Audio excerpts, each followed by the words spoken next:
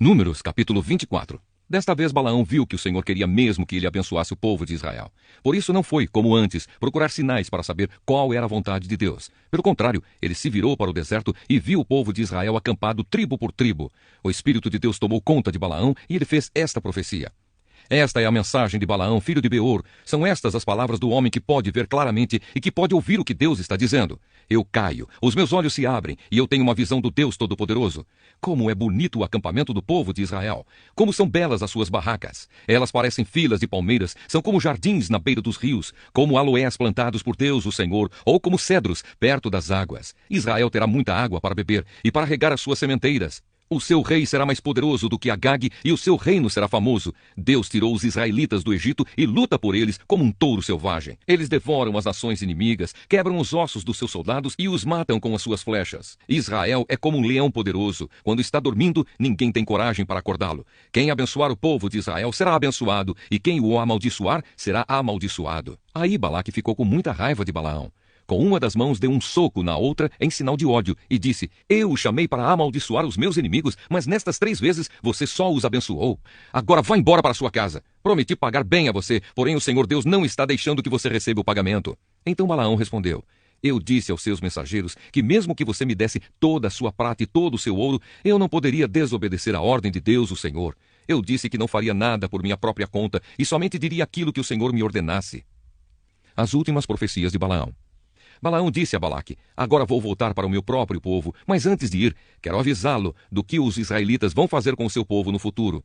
Então ele fez esta profecia.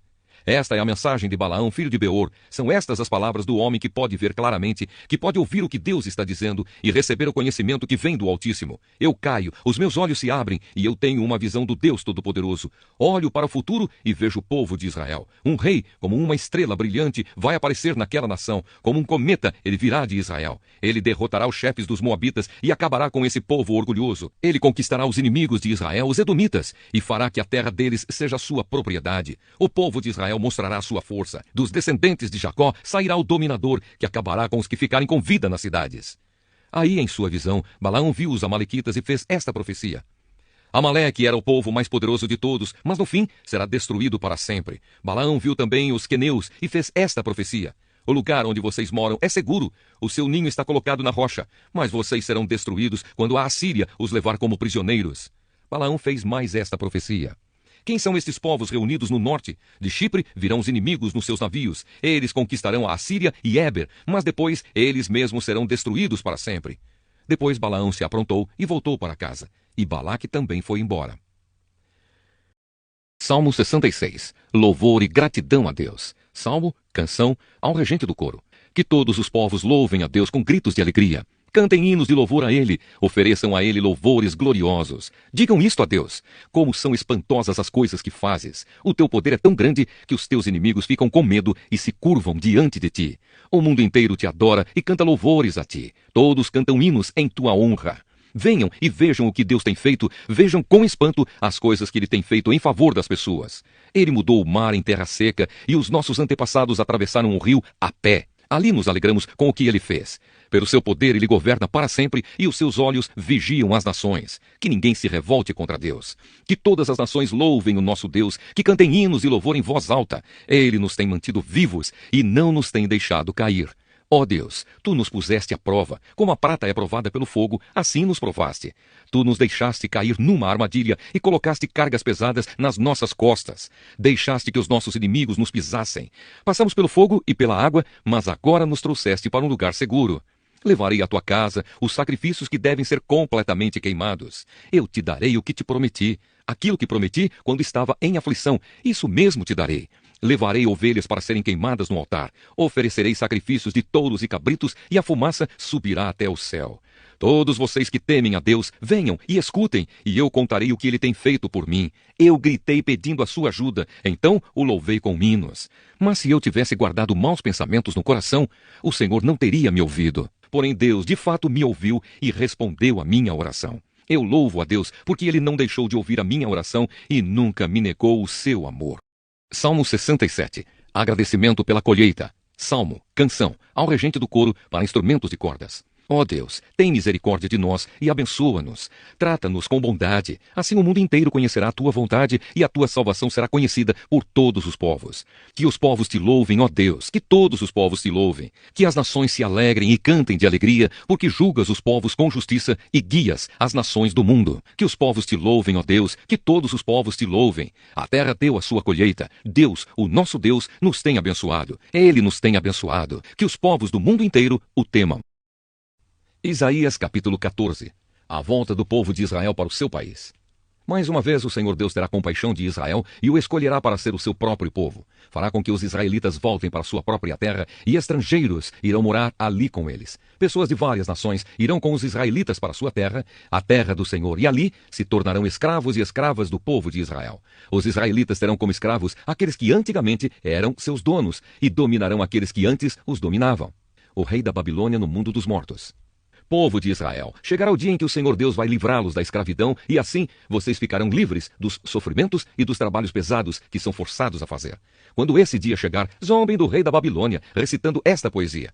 Vejam como desapareceu o rei cruel. Vejam como acabou a sua violência. O Senhor tirou o poder dos maus. Ele quebrou o bastão dos governadores cruéis, que na sua ira maltratavam os povos e na sua fúria perseguiam as nações que haviam conquistado. Agora o mundo inteiro está calmo e em paz, e todos cantam de alegria. Até os ciprestes e os cedros do Líbano estão contentes com a queda do rei da Babilônia e dizem: desde o dia em que ele caiu, não apareceu ninguém para nos derrubar. Lá embaixo, no mundo dos mortos, os seus moradores se preparam para receber o rei da Babilônia. As sombras daqueles que eram poderosos na terra acordam. Os que foram reis se levantam dos seus tronos. Todos eles dirão ao rei: você também perdeu as forças. Agora você é igual a nós. Aonde foi parar a sua vaidade? Onde está agora a música das suas harpas? Elas estão aqui no mundo dos mortos, onde você vai se deitar em cima de vermes e vai se cobrir com bichos. Rei da Babilônia, brilhante estrela da manhã, você caiu lá do céu. Você que dominava as nações foi derrubado no chão. Antigamente você pensava assim: subirei até o céu e me sentarei no meu trono acima das estrelas de Deus. Reinarei lá longe, no norte, no monte onde os deuses se reúnem. Subirei acima das nuvens mais altas e serei como Deus Altíssimo. Mas você foi jogado no mundo dos mortos, no abismo mais profundo. Os mortos vão olhar espantados para você e vão perguntar: será este o homem que fazia os reinos tremerem, que fazia o mundo inteiro tremer de medo? Será este o homem que fez o mundo virar um deserto, que arrasava cidades e não deixava os seus prisioneiros voltarem para casa? Todos os reis do mundo foram sepultados com homenagens, cada um na sua própria sepultura. Mas você não foi sepultado. Como se fosse um aborto nojento, o seu corpo foi jogado fora e pisado. Está coberto de corpos de soldados mortos na batalha, daqueles que desceram até a cova cheia de pedras. Você não foi sepultado como os outros reis, pois arrasou o seu próprio país e matou o seu próprio povo. Que morram todos os descendentes desse rei maldito. Por causa da maldade dos seus antepassados, matem logo seus inimigos, a fim de que eles nunca venham a governar a terra, nem encham o mundo de cidades. O Senhor Todo-Poderoso diz: vou atacar e arrasar a cidade de Babilônia. Vou acabar com todos, pais e filhos, avós e netos. Sou eu, o Senhor, quem está falando. Falei com que a Babilônia vire um lamaçal, um lugar onde viverão as corujas. Vou varrê-la com a minha vassoura e ela desaparecerá. Eu, o Senhor Todo-Poderoso, falei. Deus destruirá a Assíria. O Senhor Todo-Poderoso jurou: vou fazer o que resolvi, vou realizar o meu plano, vou acabar com os assírios que estão na minha terra de Israel, vou pisá-los nas minhas montanhas, livrarei o meu povo da escravidão, quebrarei as correntes com que os assírios o prenderam e tirarei das suas costas as suas cargas pesadas. É este o plano que tenho para o mundo inteiro, a minha mão está levantada para castigar as nações. O Senhor Todo-Poderoso resolveu fazer isso. Haverá alguém que o faça parar? Ele levantou a mão para castigar. Haverá quem a faça abaixar? Deus destruirá a Filisteia.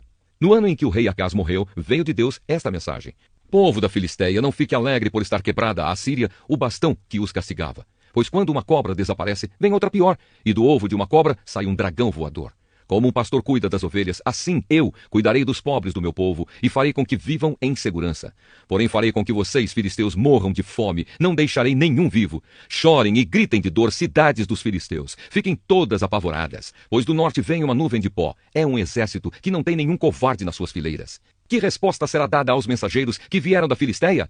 A resposta será esta: o Senhor Deus fundou Sião e ali os pobres do seu povo encontram abrigo. Primeira carta de Pedro, capítulo 2. A pedra viva e a nação dedicada a Deus.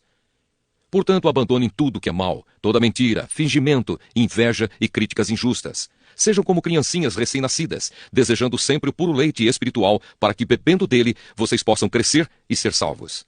Pois, como dizem as Escrituras Sagradas, vocês já descobriram por vocês mesmos que o Senhor é bom. Cheguem perto dele, a pedra viva que os seres humanos rejeitaram como inútil, mas que Deus escolheu como de grande valor. Vocês também, como pedras vivas, deixem que Deus os use na construção de um templo espiritual, onde vocês servirão como sacerdotes dedicados a Deus. E isso para que, por meio de Jesus Cristo, ofereçam sacrifícios que Deus aceite, pois as Escrituras Sagradas dizem: Eu escolhi uma pedra de muito valor, que agora ponho em Sião como a pedra principal do alicerce. Quem crer nela não ficará desiludido. Essa pedra é de muito valor para vocês, os que creem. Mas para os que não creem, a pedra que os construtores rejeitaram veio a ser a mais importante de todas. E em outra parte, as Escrituras Sagradas dizem: Esta é a pedra em que as pessoas vão tropeçar, a rocha que vai fazê-las cair. Essas pessoas tropeçaram porque não creram na mensagem, de acordo com a vontade de Deus para elas. Mas vocês são a raça escolhida, os sacerdotes do rei, a nação completamente dedicada a Deus, o povo que pertence a ele. Vocês foram escolhidos para anunciar os atos poderosos de Deus, que o chamou da escuridão para a sua maravilhosa luz. Antes, vocês não eram o povo de Deus, mas agora são o seu povo. Antes não conheciam a misericórdia de Deus, mas agora já receberam a sua misericórdia. A conduta do cristão. Queridos amigos, lembrem que vocês são estrangeiros de passagem por este mundo. Peço, portanto, que evitem as paixões carnais que estão sempre em guerra contra a alma. A conduta de vocês entre os pagãos deve ser boa, para que quando eles os acusarem de criminosos, tenham de reconhecer que vocês praticam boas ações e assim louvem a Deus no dia da sua vinda. Por causa do Senhor, sejam obedientes a toda a autoridade humana, ao imperador, que é a mais alta autoridade, e aos governadores, que são escolhidos por ele para castigar os criminosos e elogiar os que fazem o bem. Pois Deus quer que vocês façam o bem, para que os ignorantes e tolos não tenham nada que dizer contra vocês. Vivam como pessoas livres. Não usem a liberdade para encobrir o mal, mas vivam como escravos de Deus. Respeitem todas as pessoas, amem os seus irmãos na fé, temam a Deus e respeitem o imperador. Cristo, exemplo para os sofredores. Vocês, empregados, sejam obedientes aos seus patrões e os respeitem, não somente os que são bons e compreensivos, mas também aqueles que os tratam mal. Se vocês suportarem sofrimentos injustos, sabendo que esta é a vontade de Deus, Ele abençoará vocês por causa disso. Pois se vocês fazem o mal e são castigados, qual é o merecimento de suportarem com paciência o castigo? Mas se vocês sofrem por terem feito bem e suportam esse sofrimento com paciência, Deus os abençoará por causa disso, pois foi para isso que Ele os chamou. O próprio Cristo sofreu por vocês e deixou o exemplo para que sigam os seus passos. Ele não cometeu nenhum pecado e nunca disse uma só mentira. Quando foi insultado, não respondeu com insultos. Quando sofreu, não ameaçou, mas pôs a sua esperança em Deus, o justo juiz. O próprio Cristo levou os nossos pecados no seu corpo sobre a cruz, a fim de que morrêssemos para o pecado e vivêssemos uma vida correta. Por meio dos ferimentos dele, vocês foram curados. Vocês eram como ovelhas que haviam perdido o caminho, mas agora foram trazidos de volta para seguir o pastor que cuida da vida espiritual de vocês.